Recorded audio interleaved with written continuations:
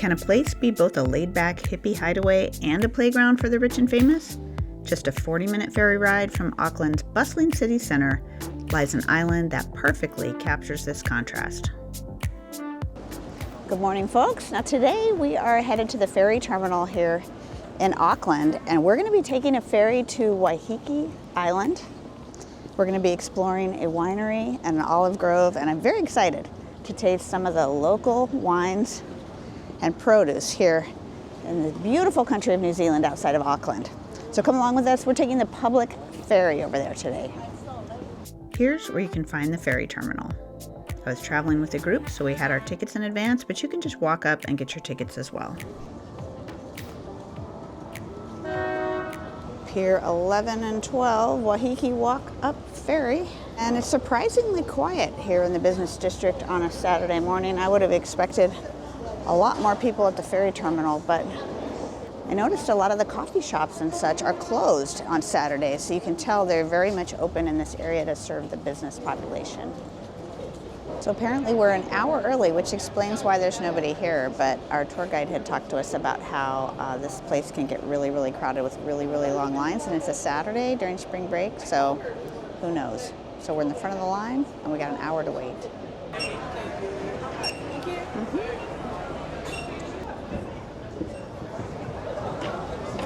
All right, time to board. It's a 45-minute cruise. We'll see if I can get on top. They did say it's going to be really cold, but I think I'd prefer to sit on the top.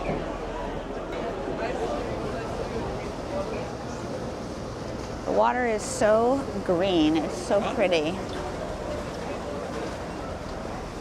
I guess there won't be much moving around. I think every seat's going to be full. Good morning. Thank you.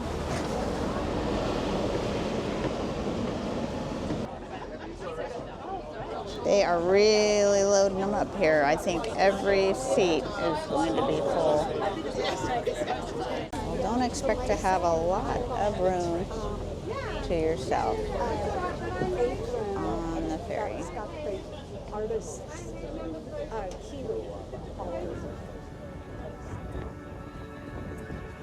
Here's a look inside the ferry.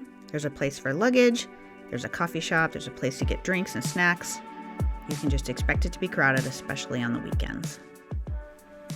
Honestly, the trip itself on this ferry is a huge part of the experience. It's a scenic 40-minute crossing that takes you past volcanic islands and gives you a breathtaking perspective of the Gulf. If it's sunny out, it is so gorgeous.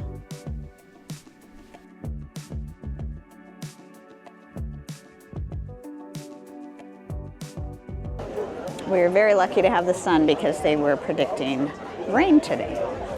And when the sun comes out, the water is the most beautiful shade of green. Thank you so much for coming so swiftly off the boat. It seemed like every man and his dog wanted to come over today, right? Yeah. Now, we had this bus pickup by Hiki Bus pre-arranged for us, but if you're looking to travel here independently and you'd like some resources for various transportation options on the island, I'll have some resources for you at my website. You can check it out in the description box below. So apparently there's a pretty special local market going on in Waiheke today. So our tour guide that drives this little bus here, the Hiki Bus, is giving us 30 minutes to visit this market, and it's something that not a lot of the tour buses do here on this island, so I'm looking forward to seeing what they've got here.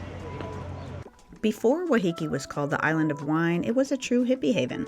Through the 60s, 70s, and 80s, it attracted artists, writers, and anyone looking for an off-grid lifestyle. It all started to shift in the late 1970s when pioneers realized that the island's unique microclimate was perfect for growing grapes. Slowly, the island's identity began to change. It went from a quiet refuge to a sophisticated, world-renowned wine destination. Our first destination is the local market, and this is held every Saturday morning. It's not a polished tourist trap market, it's the real deal, and it's been running here for decades. It's the island's community hub where locals gather to sell their goods. The selection of items that are for sale here is going to change from week to week, so you'll never know what you're going to find. Ooh, beautiful breads. Ooh, vegan chocolate tart. Oh my God, that looks good, but we're about to go to lunch. I'm like, so I've got to resist.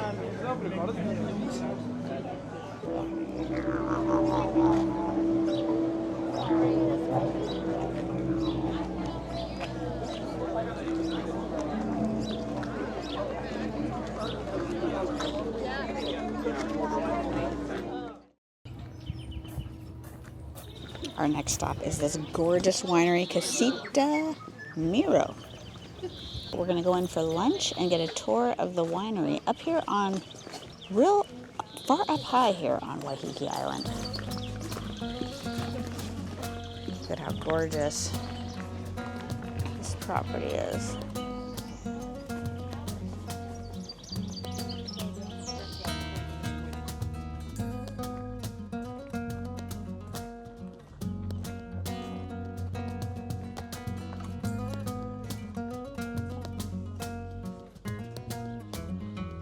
Casita Miro specializes in the food and wine of Spain and the Mediterranean. The vibe perfectly captures the Spanish concept of relaxing at the table for hours with food, wine, and conversation.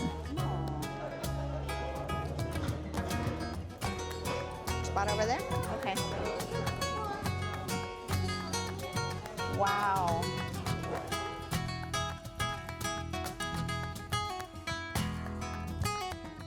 We started with a wine flight to sample what they produce right here. The staff are incredibly friendly and they walk you through each glass. And then the food. The olive oil, the frequent oil, the gambas, and these are the croquetas. So today those are the prawn and manchego croquetas, and then you have The food was incredible. Now, the owners of this winery were very influenced by their travels in Spain, especially Barcelona. So this beautiful hill behind the restaurant is all done in those mosaic tiles. So they told us to come enjoy the view, and our dessert would be waiting for us. So great selection of wine, and they ship it all over the world. You can see the water.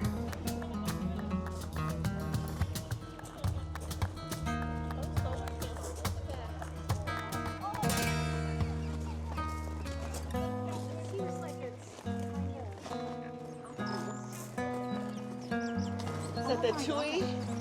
Is that the tui? Oh my gosh. Tui, right? The tui, yeah. Tui, way up there. They also said he was called something the parson something because he looks like he's the parson bird because he's got the little collar. Yeah. He's all black and he's got like the collar. That is cool.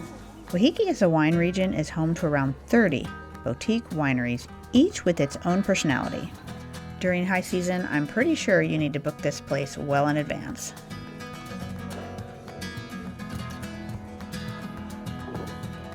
Here are Pahuta kawa trees, okay? These Pahuta kawa trees are called New Zealand's Christmas tree. So just before Christmas time, they go into bloom, and it's like a deep, bright red, almost bottle brush flower, really gorgeous. Next up, we're visiting the All-Press Olive Grove on Waiheke to learn a little bit about how they grow these olives on this beautiful land here. So we have about 40% less rainfall than the mainland. We're generally a couple of degrees warmer all year round. We have nice sloping hills, which is really good for olive trees. They like to have good drainage. And we have a nice salty breeze that tends to keep fungus and pests away, so we don't use any chemical sprays on our trees. I did think we were going to get a tour of where they actually process the olive oil, but we didn't. It was just a video demonstration. But I did enjoy sampling all the different varieties of olive oil. And then they showed us a little sales pitch here. They do have several vacation homes on the property, which would be really nice to stay in. All right, we have wrapped up our day in Waiheke. It was such a lovely island, and we got out just in time because the rain is coming in. I don't know how well you can hear me. This ferry is really loud with a really deep hum, but we're headed back to Auckland. It's our last night in Auckland, so I hope you can subscribe. I hope you like this video. Don't forget to give it a thumbs up, and we're going to be exploring a lot more in New Zealand. So stick around and come back and see us for the next one.